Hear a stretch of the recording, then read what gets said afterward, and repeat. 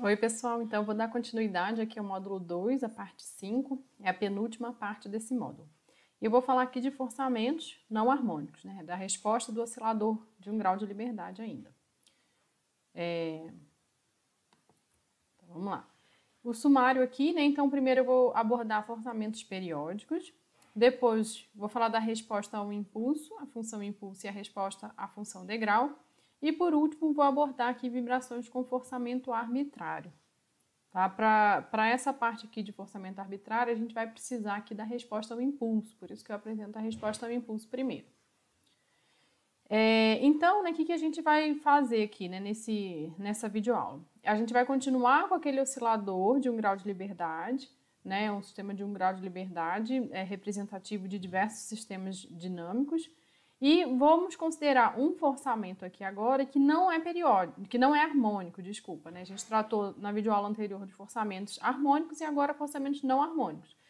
E então eu vou abordar forçamentos periódicos. Forçamento harmônico é periódico, mas nem todo forçamento periódico é harmônico, né? Então a ideia aqui é a gente abordar forçamentos periódicos que não sejam harmônicos, já que o forçamento harmônico a gente já tratou. E vou falar também de um forçamento arbitrário, né? Um forçamento qualquer. Então a gente pode pensar em forçamentos desse tipo aqui, né? Então aqui a gente tem um forçamento periódico, aqui um outro tipo de forçamento periódico, e aqui, né, a representação de um forçamento qualquer, né? Um forçamento arbitrário, né? E o que a gente vai fazer aqui é representar como uma sucessão de impulsos, tá? Como a gente vai ver mais pra frente aqui nessa videoaula.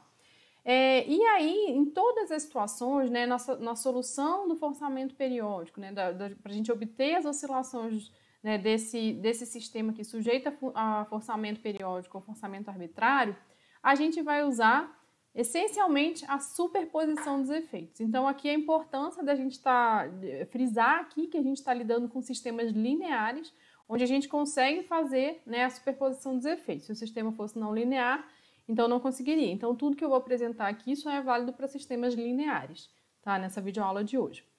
Bom, então eu vou iniciar com forçamento periódico, tá? Então, a primeira parte, a primeira etapa, né, quando a gente lida com forçamentos periódicos, é usar a série de Fourier para representar esse forçamento periódico. Então, qualquer forçamento periódico, né, qualquer função periódica, a gente consegue representar como um somatório de funções harmônicas convergentes, né, um somatório convergente de funções harmônicas, que é a série de Fourier.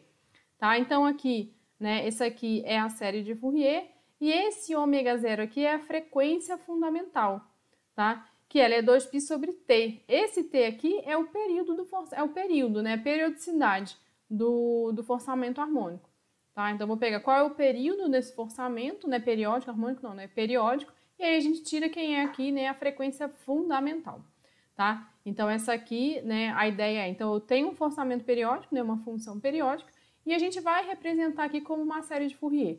Por quê? Né? Como é que a gente vai resolver, então, em seguida, a resposta do oscilador a esse forçamento periódico? A gente vai usar a superposição dos efeitos. Então, a ideia é, a gente tem um oscilador aqui, sujeito a um forçamento periódico. E esse forçamento periódico a gente vai escrever como esse somatório. E aí, o que eu vou fazer? A gente vai ver quem é a resposta desse mesmo oscilador só para um termo desse forçamento. Depois, outro termo e outro termo. Então, eu vou ver. A ideia é, eu vou ver qual é a resposta desse oscilador para cada um desses termos, né, da série de Fourier, e a resposta total vai ser a soma das respostas a esses forçamentos individuais. Né? Então, aí a gente usa a superposição dos efeitos. Na videoaula anterior, a gente viu o quê? Né? Na anterior, não, né? Enfim, no forçamento harmônico, 2 atrás, né? Então, a gente viu qual era a resposta de um forçamento harmônico desse tipo, né? E eu comentei também que a gente pode usar tudo que a gente vinha usando se o forçamento fosse senoidal também, né? Basta eu trocar o cosseno da resposta pelo seno, tá? Então, a gente sabe quem é a resposta a cada um desses termos individuais.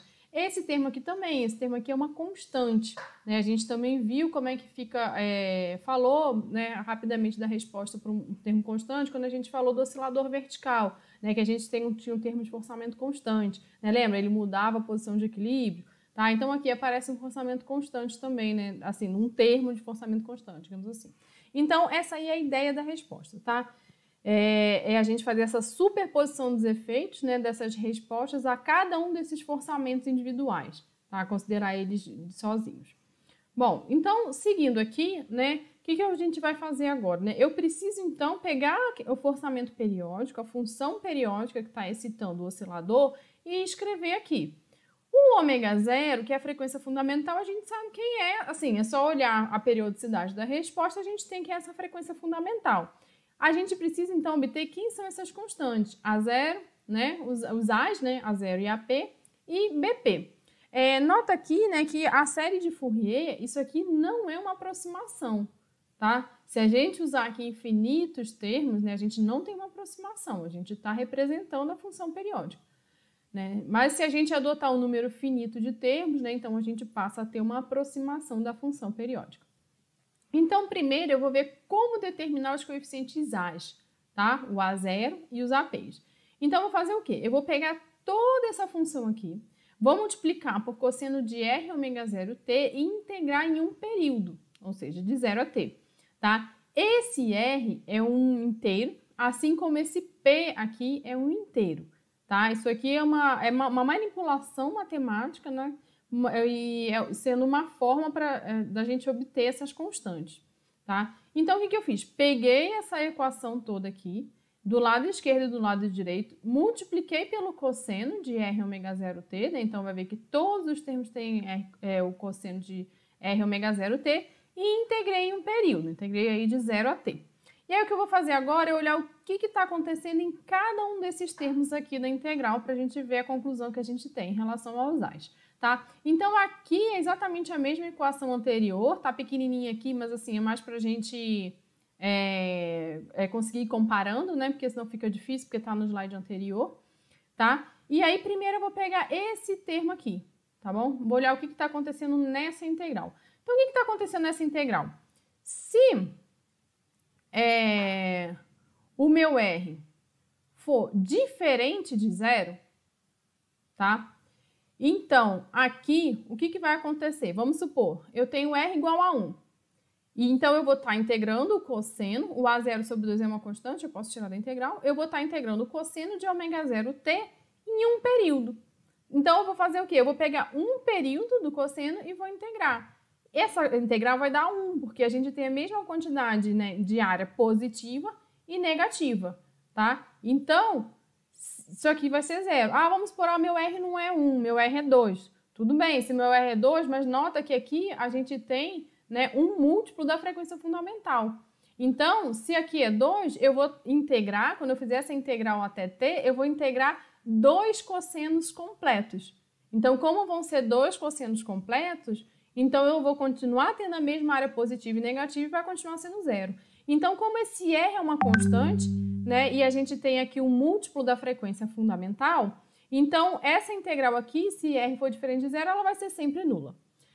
Quando R for igual a 0, então aqui, isso aqui vai dar 1, né? Eu vou ter o cosseno de 0, 1. E aí a gente vai ter integral de 0 a t de A0 sobre 2. Então dá isso aqui, A0 t sobre 2. Gente, aqui eu sugiro, essa parte aqui ela é mais pesada, assim, do ponto de vista de matemática, a parte matemática é mais pesada, então eu sugiro que vocês vão acompanhando aí num caderno, tá? Numa folha de anotação, aí de repente vai dando pause, né? Porque é importante vocês fazerem, né, todo esse caminho, tá bom? Porque é meio denso, assim, essa parte matemática aqui, tá? Então, agora eu vou passar para esse outro termo aqui, tá? O que vai acontecer? Então, lembra que o R e P são inteiros, né? Se o R for diferente de P, né? Então, se o R for diferente de P, eu vou estar multiplicando 2 cossenos com argumentos aqui, com frequências diferentes, mas essas frequências, elas são múltiplas da mesma frequência fundamental. Então, a mesma coisa que aconteceu aqui, vai acontecer aqui, né? Como eu tenho duas frequências aqui, que são múltiplas, né, de uma mesma frequência fundamental e elas são diferentes, quando a gente integrar, né, a gente sempre vai ter uma quantidade inteira, né, que a gente está integrando tanto dessa função aqui como dessa, e quando a gente multiplicar, vai continuar dando 0, ou seja, a mesma área que a gente tem positiva, a gente vai ter negativa, tá? Isso aqui dá para demonstrar de outras formas, dá para ver graficamente também, se vocês quiserem fazer o gráfico. Eu acho que isso aqui, graficamente, fica bem interessante de visualizar, né? Vocês podem botar aí diferentes valores de R, diferentes valores de P e fazer o gráfico no MATLAB, por exemplo, tá? Então, se o R for diferente de P, isso aqui sempre vai dar zero, tá? E se o R for igual ao P, o que vai acontecer? Esses dois termos aqui, eles são iguais e aqui aparece um cosseno ao quadrado. Então, aqui a minha integral não vai ser nula, né? Porque a gente vai ter o quê? Um cosseno ao quadrado, ou seja, todos os valores vão ser positivos, né? A gente nem vai ter valores negativos dessa função inteira. E essa integral vai dar APT sobre 2, tá bom?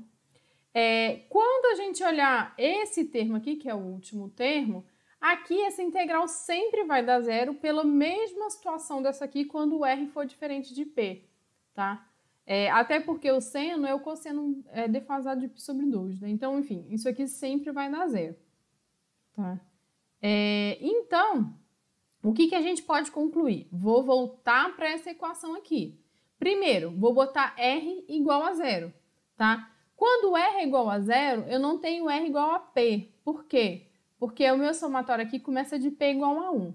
Então, eu vou separar em R igual a zero e depois a outra situação de R igual a P para R maior que zero. Quando R igual a zero, eu vou olhar o que acontece aqui, olha. Esse termo aqui, ele vai ser nulo. Por que ele vai ser nulo? Porque, pelo que eu acabei de falar, eu não tenho P igual a zero. Então, se o meu R igual a zero, meu R sempre vai ser diferente de P, tá? Então, eu vou recair nesse caso. Esse termo aqui é sempre nulo, né? Como a gente viu aqui. Então, vai sobrar o quê? Esse termo da esquerda, que está aqui, né? Cadê o cosseno? O R não é zero, então o cosseno é 1, né? Vai ser igual ao quê? Vai ser igual a isso aqui que eu já mencionei, né? Então, a gente vai ter isso aqui, o que vai sobrar de toda essa equação. E aí, então, daqui a gente tira quem é o A0. O A0, então, vai ser 2 sobre T, a integral da função periódica em um período dela. Aí, agora, para achar o AP, o que eu vou fazer? Vou pegar essa situação aqui, que é R igual a P, né, para R maior que zero. Então, isso aqui é nulo, né, que é essa diferença aqui, né, quando R é diferente de zero. Esse termo é sempre nulo e esse termo aqui, né, é o único não nulo, que vai ser isso aqui, APT sobre 2, tá? Então, aqui, né, é o que sobra dessa equação aqui original. Então, daqui a gente tira quem é o AP. O AP é 2 sobre T, integral da função, multiplicado pelo cosseno de P ômega 0 T dt, né, em um período de forçamento, tá? Então, fazendo esse cálculo aqui com a função periódica, né, e esse aqui, a gente tem, então, quem são as constantes A0 e AP. Falta ainda a gente obter o BP para ter a função, para ter a série de Fourier completa. Né? Então, o que a gente faz agora para determinar os coeficientes BP? Né? Então, o mesmo caminho é análogo, né? Em vez de multiplicar por cosseno, agora a gente multiplica por seno. Então, vou fazer o mesmo caminho, multiplico todo mundo por seno e integro em um período. Aí, a gente vai ter os 3 termos aqui, né? Os 2 primeiros, eles vão ser nulos, né? Pelas questões que eu discuti aí no slide anterior, que eu apresentei no slide anterior. E esse termo aqui, ele não vai ser nulo só para o caso em que R é igual a P, e ele vai dar BP T sobre 2.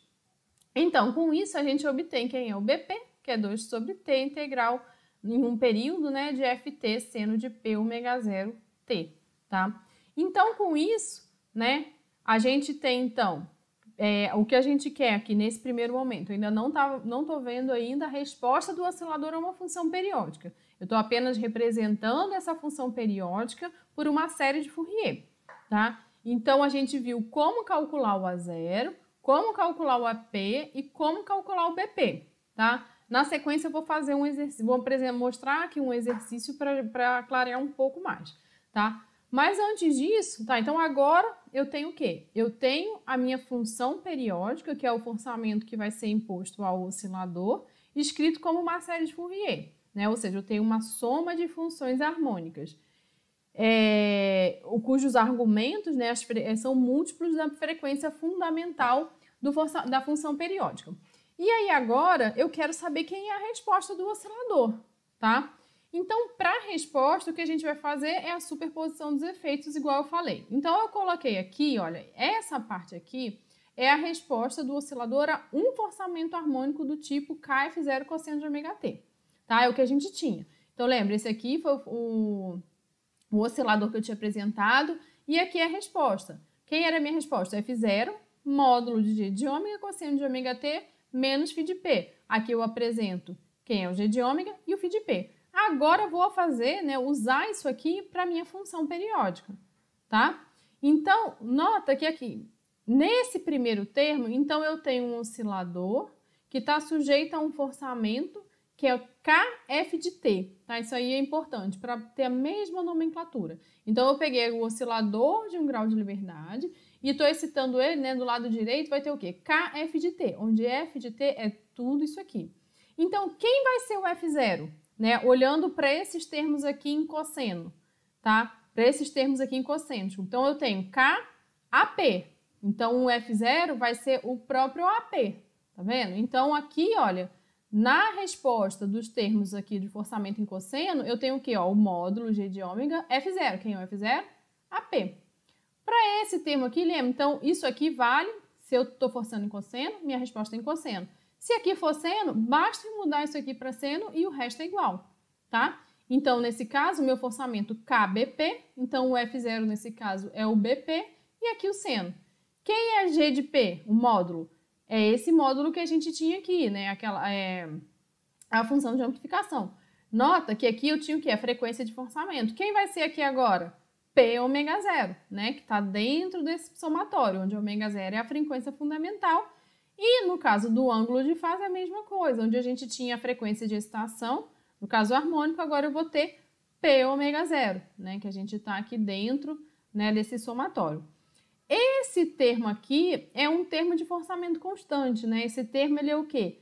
KFT, F de T, então é K a 0 sobre 2. Então, nota que eu teria isso aqui igual a K a 0 sobre 2. Para achar a resposta, basta eu ver o equilíbrio estático, né? Então, eu tiro isso aqui, tiro esse termo, né? As derivadas são nulas, porque eu estou em equilíbrio, eu vou ficar aqui, KU é igual a K a 0 sobre 2. Então, o K corta, então U é igual a 0 sobre 2.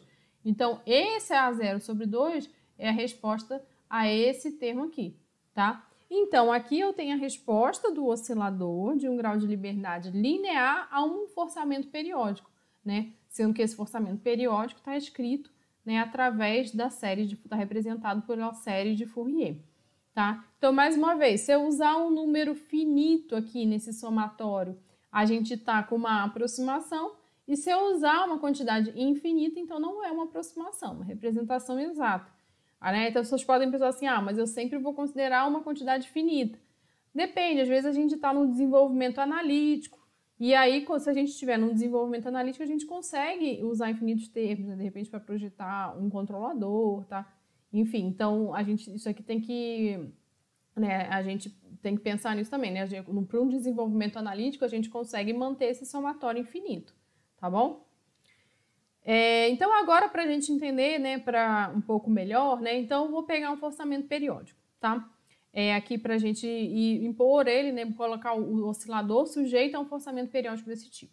Então, nota que aqui eu tenho um forçamento do tipo Kf de T, onde f de T é essa função aqui, né? Essa aqui é a periodicidade, esse T aqui poderia ser qualquer valor, né, em segundos, enfim. E aqui a minha amplitude aqui máxima é esse A, tá? Então, a primeira coisa eu preciso escrever a minha equação do movimento e quem é essa função. Tudo bem? Então, aqui eu estou com a equação do movimento já divididos por m, né? Então, aqui aparece isso aqui. E quem é o meu forçamento? Olha, eu vou escrever o forçamento num período. Por que num período? Porque lembra, as integrais que a gente vai usar lá para obter A0, AP e BP é em um período de forçamento. Então, o que eu preciso aqui é representar um período, né, dessa função periódica, tá? Então, quem é esse f de t? Né? É a T minúsculo sobre o T maiúsculo, que é o período, né? Ou seja, então, quando o T for igual a 0, vai ser 0, né? E quando o T for igual ao T maiúsculo, né? Quando o tempo for igual ao período aqui, né?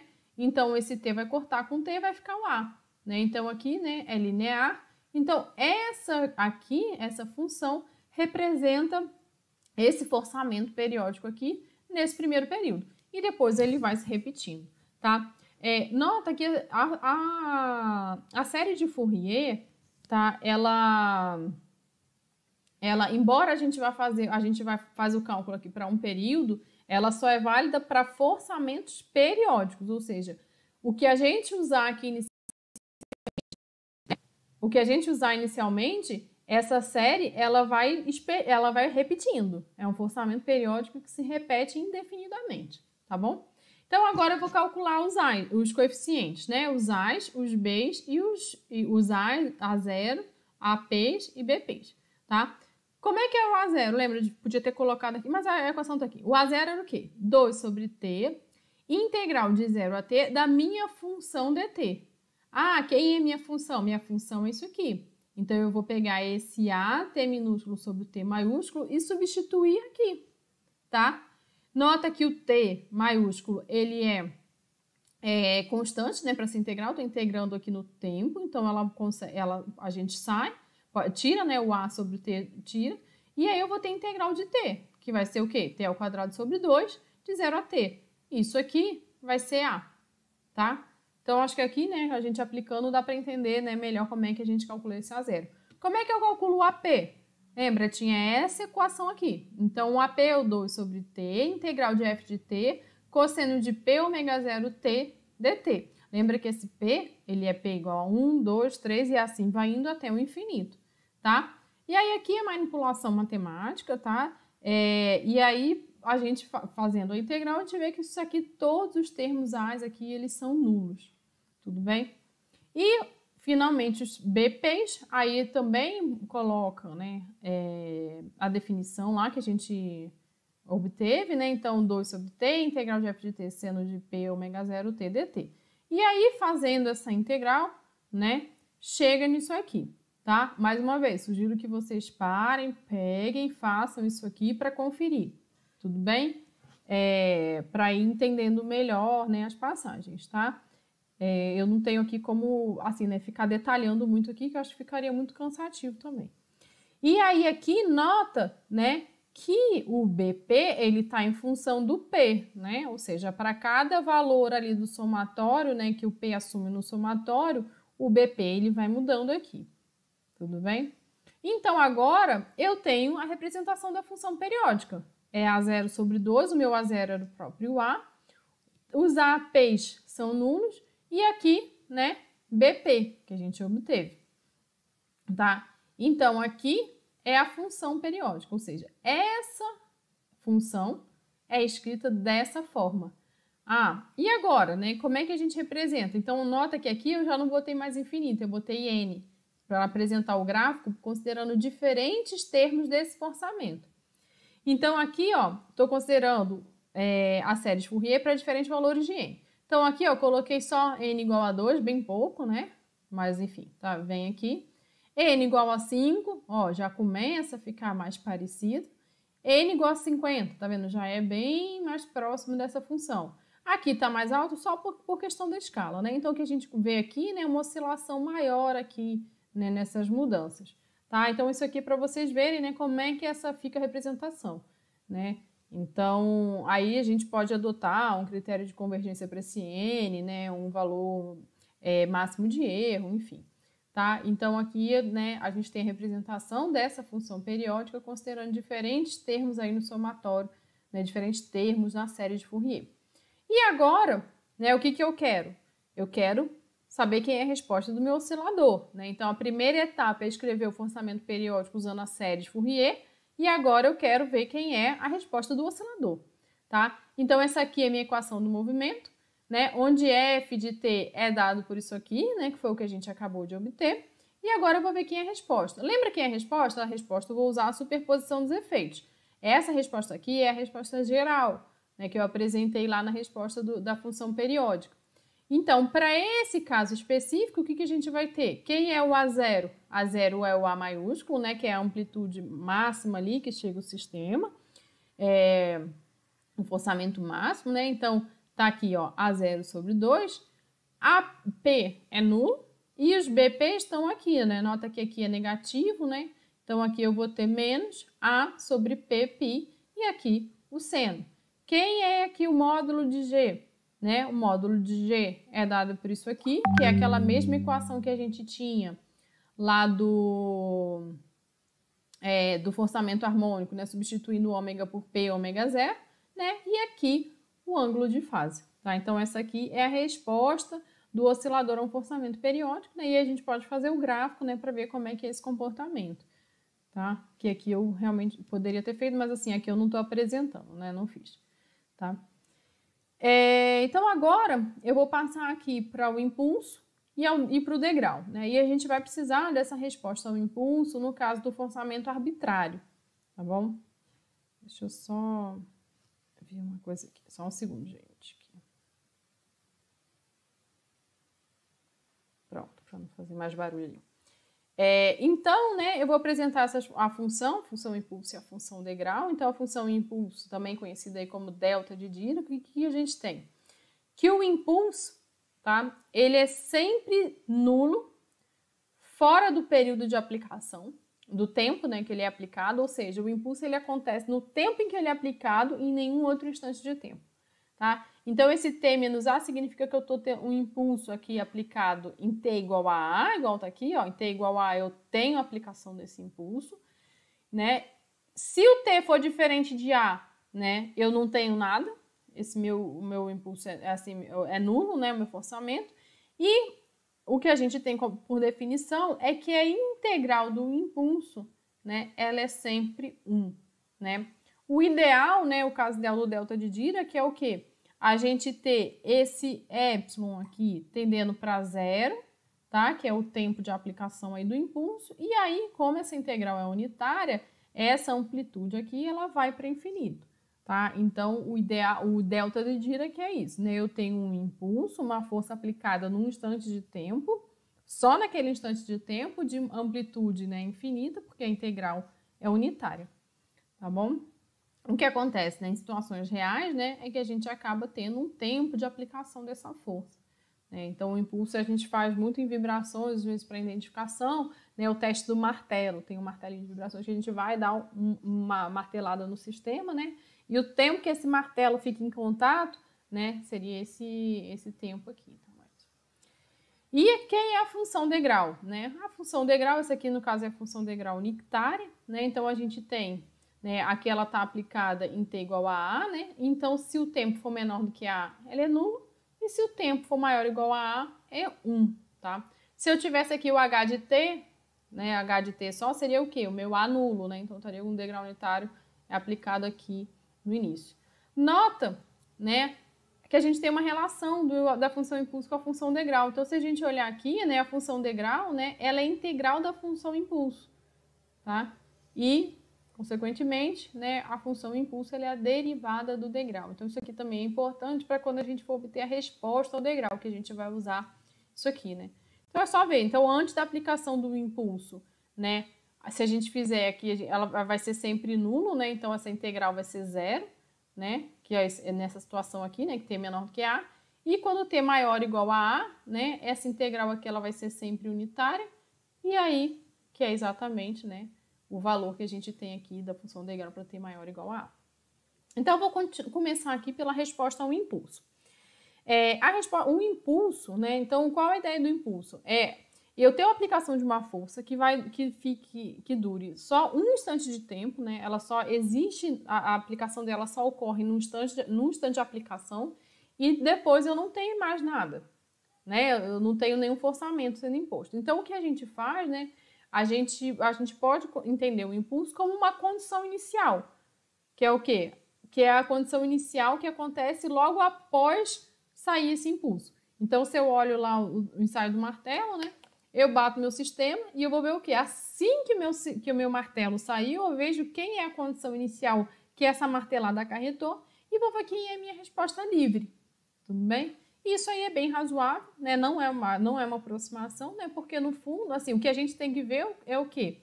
Qual é a condição inicial que essa martelada impôs, tá? Mas ela, no fundo, a resposta do sistema ele é livre, porque o impulso ele dura muito pouco, né? No fundo, assim, a gente tem que fazer, o ideal, né, o que? O limite dessa aplicação, do tempo de aplicação para ser nulo, tá? Então, vamos lá.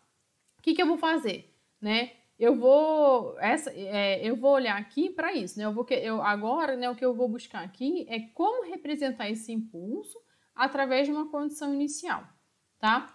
E aí, lembra, ó, eu vou fazer aqui o limite do epsilon tendendo a zero, né? Então, o delta de Dirac é o quê? Eu fazer isso aí, né? O tempo, né, de aplicação desse impulso ser nulo, né? Eu só vou ter a aplicação da força quando naquele instante de tempo, né? E fora daquele não tem mais nada, tá? Então, eu vou pegar aqui, né, essa equação do movimento, vou integrar de 0 a epsilon e fazer esse limite tendendo a zero, tá? E aí eu vou considerar, essa aqui é uma consideração importante, né? Que a gente tem como resolver sem isso, mas isso aí simplifica aqui nessa etapa. Então, eu vou considerar que o meu sistema está parado. Tá parado na condição de equilíbrio, na situação de equilíbrio, tá? Então, meu sistema está lá, tá? U zero igual a zero, velocidade nula, e então eu vou aplicar o meu impulso, tudo bem? Então, o que eu vou fazer? Vou olhar para cada um desses termos aqui. Olhando aqui, né, quem é a integral do impulso? A integral do impulso ela é unitária, isso aqui é a definição do impulso, né? Então, enfim, isso aqui, posso fazer o limite tendendo a zero, enfim, essa integral é 1, é a definição do impulso, tá? Vou olhar agora para esse termo aqui, não sei porque que é esse termo primeiro, mas está aqui esse termo primeiro. Então, eu vou fazer aqui a integral, tá? Vou fazer o limite aí do epsilon tendendo a zero, a integral vai ser o quê? Se é C, o ponto aqui vai ser CU, de 0 a epsilon. E aí, né, aqui tem uma coisa importante que, enfim, vamos lá, que aqui é o resultado. Então, o que aqui eu tenho? O U de 0, então se eu estou admitindo condições iniciais nulas, isso aqui é 0. E aqui eu tenho U de epsilon com epsilon tendendo a 0. Então, nota que isso aqui também vai ser U de 0, né? Mas esse 0 aqui é diferente desse. Por quê? Esse 0 aqui é antes da aplicação do impulso. E esse U de 0 aqui, de U de epsilon com epsilon tendendo a 0, que eu poderia chamar de U de 0 mais, esse aqui, ele é a minha condição inicial após a aplicação do impulso, tá? E aí, eu estou admitindo que ela é nula também. Por quê? Vamos pensar fisicamente, né? Eu tenho meu sistema, eu fui lá e apliquei um impulso, tá? Eu tenho aqui o meu sistema, uma massa, aí eu fui lá e apliquei um impulso. O que significaria eu considerar que esse 0 mais aqui é diferente desse 0? Significaria que logo após a aplicação do meu impulso, o meu sistema, imediatamente ele mudaria. Ele viria, tipo, para cá. Não, para cá, desculpa, eu estou fora da tela. Então, por exemplo, eu apliquei o impulso e logo após ele vem para cá, imediatamente. Então, faz sentido fisicamente eu ter uma descontinuidade do deslocamento? Porque basicamente seria uma descontinuidade, né? Porque aqui eu estou em 0, aqui eu estou em 0 mais, ou seja, é após a aplicação do impulso. Então, faz sentido antes do impulso para depois eu ter uma descontinuidade do deslocamento? Fisicamente não faz sentido. Então, por isso que isso aqui está nulo, tá? Ou seja, eu estou falando que o meu deslocamento, logo após a aplicação do impulso, está no mesmo lugar que antes, né? Ou seja, eu não tenho descontinuidade no deslocamento na aplicação do impulso, tá? No caso do K, tá? A gente pode fazer um pensamento análogo, isso aqui também vai ser nulo. E aí, no caso de M, o 2 pontos, o que vai aparecer aqui? Olha, se a gente fizer essa integral, eu vou ter isso aqui, tá? Então, o limite de epsilon tendendo a zero de M, U ponto de epsilon menos U ponto zero. Esse U ponto de zero é o quê? Minha velocidade inicial, então é nulo. E vai sobrar o quê? O M, U ponto de epsilon com esse epsilon tendendo a zero. Então, aqui vai ser o quê? M, U ponto de zero mais. E aqui, então, o que eu estou falando? Após a aplicação do meu impulso, eu vou ter uma velocidade não nula. tá? Então, seria uma descontinuidade na velocidade, né? Como eu falei aqui da descontinuidade, a gente não vai ter uma descontinuidade no deslocamento, mas a gente vai ter uma descontinuidade na velocidade, tá? Então, a gente vai representar, no fundo, o impulso como uma velocidade inicial, tá? Então, significa que, ó, meu sistema tá aqui, aí eu apliquei um impulso. Imediatamente após a aplicação do meu impulso, o meu sistema ele está no mesmo lugar, mas ele tem uma velocidade, tá? E quanto vale essa velocidade? Então agora, né, a gente vai olhar aqui quanto vale essa velocidade. Então com isso, né, eu tenho que isso aqui, essa velocidade dá 1 sobre m. Por que ela dá 1 sobre m? Vou olhar esses termos. Quanto é que deu? Esse termo aqui ficou quanto? Ficou isso aqui, né? m, o ponto 0 mais. Esse termo aqui, nulo. Esse termo aqui, nulo. E esse termo da direita deu quanto? Deu 1, certo? Então, a gente tem que m, o ponto de 0 mais é igual a 1. Então, o ponto de 0 mais é 1 sobre m, tá? Então, a velocidade inicial, tá, proveniente do impulso vai ser 1 sobre m. Então, quando a gente tem... Deixa eu ver aqui que eu não lembro. Não, calma aí. Então, quando esse sistema aqui, né, sujeito a um impulso, onde esse impulso é aquele delta de Dirac, que é aquele ideal, que ele só acontece naquele instante de tempo e a integral dele é unitária, a gente vai resolver esse sistema, né, a resposta desse oscilador vai ser a resposta desse sistema livre, ou seja, aqui um zero. E quem é a minha condição inicial? Deslocamento nulo e velocidade 1 sobre m, tá? Então, com isso, quem é a minha resposta? Ah, eu tenho um sistema livre, né? Então, eu estou representando isso aqui por uma condição inicial não nula. Qual é a solução do meu sistema aqui livre? Depende do meu amortecimento, né? Eu posso ter o caso não amortecido, subamortecido, criticamente amortecido ou superamortecido. Então, eu vou adotar aqui o caso subamortecido, né? Mais para mostrar. Então, aqui eu estou com um psi entre 0 e 1 e a gente tem essa solução. Por quê? Lembra lá a resposta de um oscilador de um grau de liberdade livre subamortecido? Estou colocando aqui quem é, tá? Então, a gente obteve isso aqui. Quem é a velocidade inicial? Né? Lembrando que essa velocidade, deslocamento inicial, desculpa, lembrando que esse deslocamento e essas velocidades iniciais, nesse caso aqui, são as condições iniciais de deslocamento e velocidade após a aplicação do impulso, né? Ou seja, eu estou falando do 0 mais, e não do 0 que é antes da aplicação do impulso. Então, o meu deslocamento é 0, né? Lembra, a gente considerou que a gente não tem descontinuidade no deslocamento, e eu tenho uma velocidade inicial 1 sobre m, né? Então, isso aqui vai para 0. Esse termo aqui também é nulo. Aqui eu vou ter 1 sobre m, ômega d. Né? Então, aqui 1 sobre m, ômega d, é elevado a menos que se ômega nt, seno de ômega d, t. Tá bom? Então, pegando lá a resposta do oscilador livre subamortecido, colocando a condição inicial aqui de velocidade, 1 sobre m, a gente tem a resposta no impulso. Tá? A resposta ao degrau eu vou apresentar aqui agora, né? Porque como a gente tem a resposta ao impulso, a resposta ao degrau fica simples. A ideia dela fica simples, né? A manipulação ela é um pouquinho trabalhosa, mas a ideia ela é simples. Então, aqui agora eu tenho o mesmo oscilador de um grau de liberdade sujeito a um degrau unitário. Uma coisa que eu não comentei anteriormente, né? Desculpa, deixa eu voltar aqui.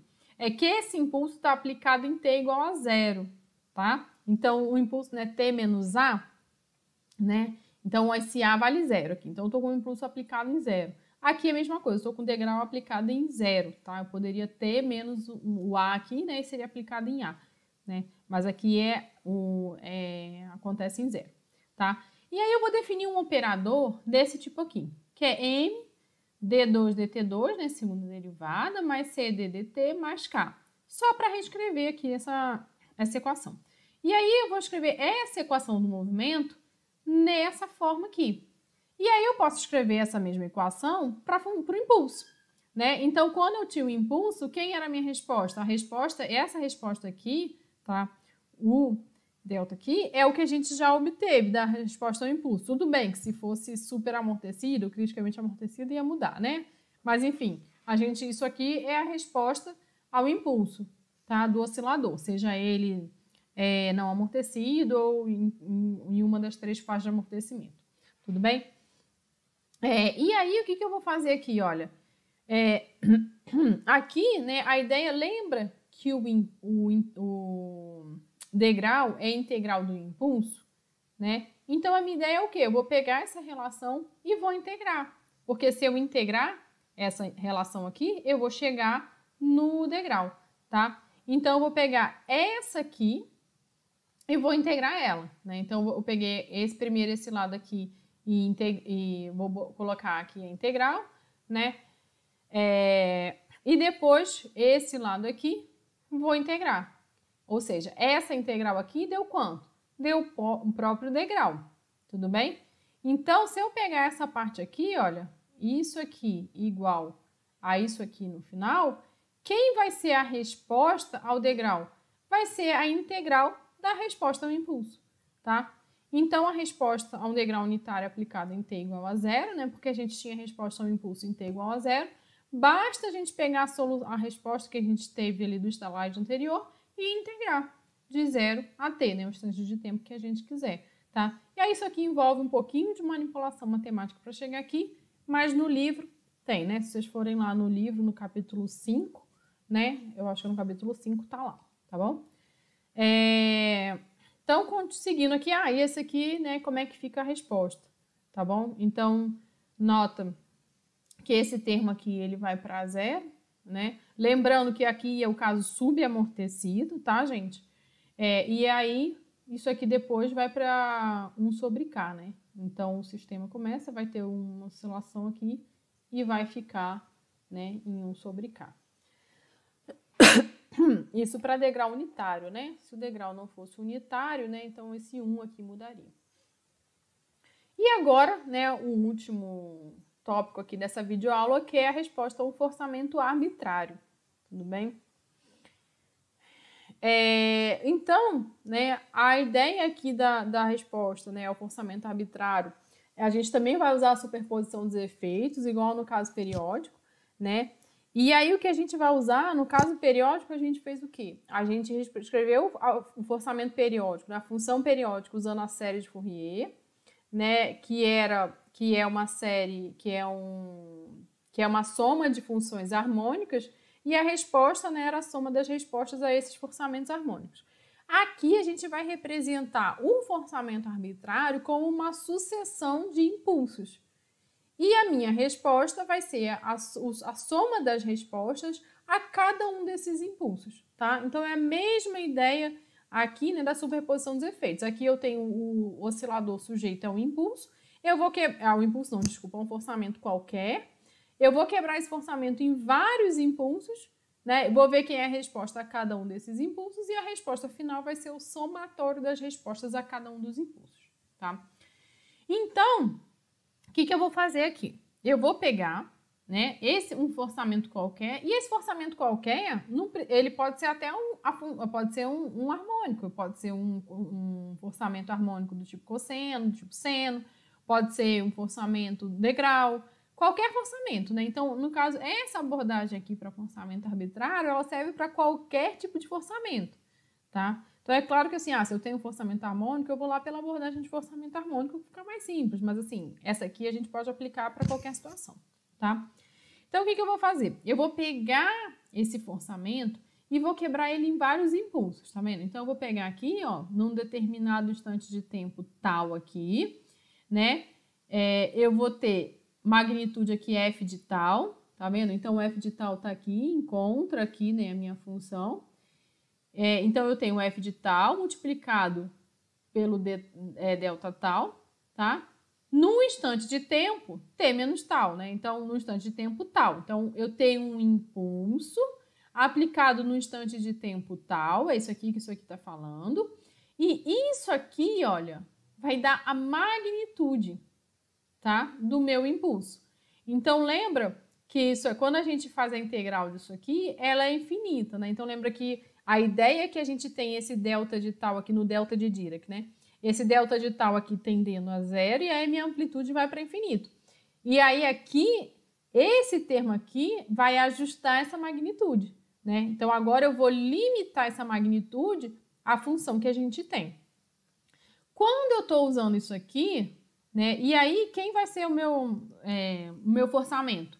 O meu forçamento, né, esse f de t aqui, essa minha função, vai ser o somatório desses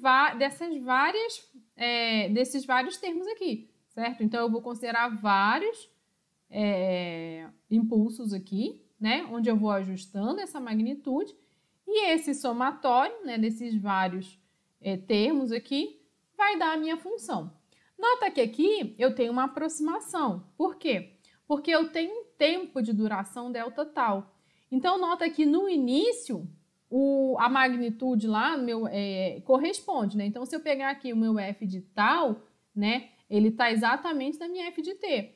Mas como esse delta tal tem uma duração, né, nesse finalzinho aqui, eu tenho um erro, né? Eu não estou representando exatamente essa minha função.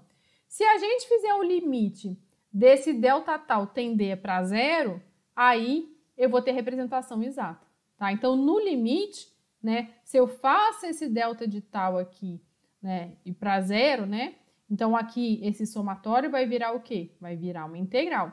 Então, eu vou ter a integral de f de tal, delta, né, de t menos tal, d tal. Tá bom? Então, eu estou pegando a função impulso, aplicada no instante de tempo t igual a tal, e aí a magnitude é o f, né, avaliado em tal, tá? E aí, quando a gente faz essa integral, né, a gente tem a representação exata desse forçamento arbitrário, né? Então, aqui eu não tô... a gente não tem aqui uma aproximação. É a representação exata de um forçamento qualquer, tá? Então, quem vai ser a resposta agora? Então, aquela ideia da superposição dos efeitos. Eu vou pegar as respostas individuais a cada um desses forçamentos, tá? Então, primeiro, sem ser o limite, né? Eu vou pegar cada um dos forçamentos, tá? Então, lembra que aqui a gente tinha isso aqui, né? Cada um dos forçamentos. Então, eu vou ter a resposta, tá? Então, a minha resposta a cada um dos forçamentos vai ser isso aqui. Nota que isso aqui a gente já obteve a resposta ao impulso, né? Então, no caso do sistema subamortecido, mas a gente tem. Se não for subamortecido, basta mudar. E aí, eu vou fazer o quê? A gente vai, né, multiplicar por isso aqui, né, que é a magnitude, para ajustar, tá? Quem é a minha resposta total? Nota que essa resposta aqui é a resposta a cada um dos impulsos. A resposta total vai ser o quê? O somatório das respostas. Então, aqui eu estou usando a superposição dos efeitos. A minha resposta total é o somatório dessas respostas, né, individuais para cada um desses impulsos. Nota que aqui eu tenho uma aproximação. Por quê? Eu estou com aquela aproximação da minha função de forçamento, né? Se a gente fizer o limite, né? Então, a mesma coisa que a gente fez lá do limite para representar esse forçamento arbitrário, aqui a gente pode fazer também, e aí a gente vai ter a resposta exata, né? Então, a minha resposta vai ser essa integral. Essa integral aqui é que a gente chama da integral de convolução, tá? E aí, a partir dessa integral de convolução, a gente tem a resposta de um forçamento qualquer, representado como vários, né, como uma sucessão de impulsos, né, de forçamentos impulsivos, tá? Isso aí que a integral de convolução traz pra gente, tá? E isso aqui eu poderia usar para um outro sistema também. Se eu tiver um sistema que não é o oscilador, né, que a gente apresentou, massa, mola, amortecedor, se eu souber a resposta desse oscilador, né, se eu obtiver a resposta desse oscilador a um impulso, né, a gente pode aplicar também aqui a integral de convolução. Tá bom? E aí, se a gente fizer uma mudança de coordenadas, né, no livro tem isso aqui também, tá? A gente consegue mostrar essa propriedade de simetria. Ou seja, tanto faz eu colocar esse t menos tal aqui na resposta ou no forçamento, tá? E isso aqui é mais por praticidade. Às vezes a gente vai ter uma situação que matematicamente é mais fácil manipular, né, defasando aqui ou aqui. Tá? Então, isso aqui é mais assim para o que for mais conveniente do ponto de vista matemático. Tá? Eu vou botar um exemplo aqui, né, do forçamento harmônico, de um forçamento de uma senoide.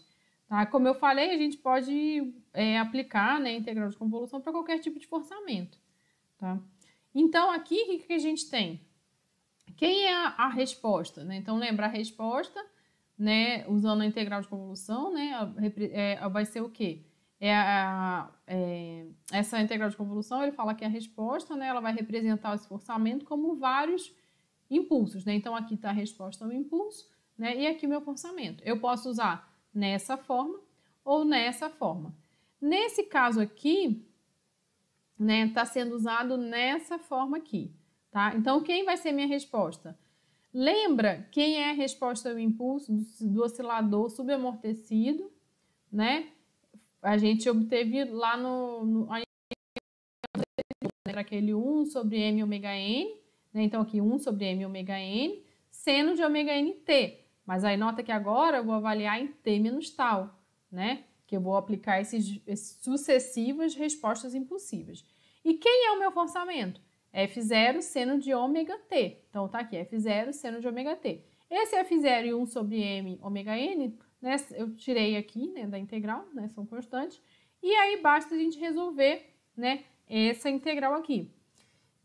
Se eu fosse usar, né, essa propriedade de simetria, o que eu poderia fazer? Aqui eu poderia usar o seno de ômega nt apenas e trazer, né, esse t menos tal para cá. Poderia ser o seno de ômega t menos tal. Nesse caso, como aqui é a função seno e aqui é a função seno, não faz diferença, né? Eu colocar t menos tal aqui ou t menos tal aqui. Mas a gente pode ter situações que fica mais fácil, né, eu colocar, né, na resposta impulsiva ou no termo de forçamento. Aí aqui, gente, é só manipulação matemática, eu não vou gastar muito tempo aqui, né, que eu acho que isso aqui depende muito mais de vocês aí sentarem e fazerem, né. Para essa parte também a gente pode ter auxílio, né, de softwares, né, eu gosto muito do Matemática, com TH, mas assim, não é um software gratuito, então tem alguns softwares assim que são bons aí para manipulação analítica, tá, enfim. E aí, dá pra, usando aí algumas relações, né, então sabendo que seno de alfa vezes seno de beta é isso aqui, né, que a gente tem seno de alfa vezes seno de beta, a gente consegue ir evoluindo aqui, tá? Aqui só também manipulação, depois vocês vão passando aí devagarzinho, eu acho que é interessante fazer, né? Avaliando nos limites. Então, a gente tem aqui, né, a resposta desse oscilador a um forçamento, né, harmônico do tipo seno, tá? Então, aqui tá a resposta, tá? Nota... Eu acho que eu falei uma besteira aqui no início, agora que eu tô vendo, no início desse slide, mas vamos lá. Esse caso aqui, ele é não amortecido. Então, aquela resposta que a gente teve lá no slide anterior não é a que está aqui, né? Que eu falei que é do slide anterior, porque lá era subamortecido. Mas aí, assim, a ideia é fazer aquele mesmo caminho do slide anterior, quando a gente tinha o sistema subamortecido, a resposta do impulso, né? E aí a resposta é 1 sobre m ômega n seno de ômega nt, como aqui também, lá era 1 ômega d, né? Tá? Enfim, aí quando eu li aqui que eu lembrei, que eu passando rápido aqui, enfim. Então, aqui tá essa resposta ao impulso, o caminho é a mesma que a gente fez anteriormente, mas o caso aqui é não amortecido, tá? Não é subamortecido. Então, essa resposta aqui, ela não é a mesma que a gente tinha anteriormente. E essa aqui é a resposta. E aí, nota que aqui, né, a gente tem a soma, né, a gente pode dar solução homogênea, mas é particular, né? A homogênea está aqui, né? Então, lembra, a homogênea ele vai oscilar na frequência natural, uma vez que a gente não tem amortecimento, né? E essa solução homogênea aqui também não vai para zero, porque não tem amortecimento, não tem dissipação de energia. E aqui, né, tem a solução particular, né? Nota que aqui aparece... aquele U de ômega, né? O U de ômega é o que? F0, 1 menos ômega sobre ômega n ao quadrado, tudo bem? E aí, nota mais uma coisa, tá vendo que aqui aparece 1 sobre K? Que a gente, até agora, né, nos exercícios, assim, no que eu mostrei até agora, a gente não aparecia com esse sobre K. Por que tá aparecendo esse sobre K aqui? Tá vendo que meu forçamento aqui não é o KF0 seno de ômega t, é só o F0 seno de ômega t? Então, vai aparecer um sobre K aqui, tá bom? Bom, pessoal, então eu acho que é isso. Então, fechamos aí a parte 5, tá, do módulo 2.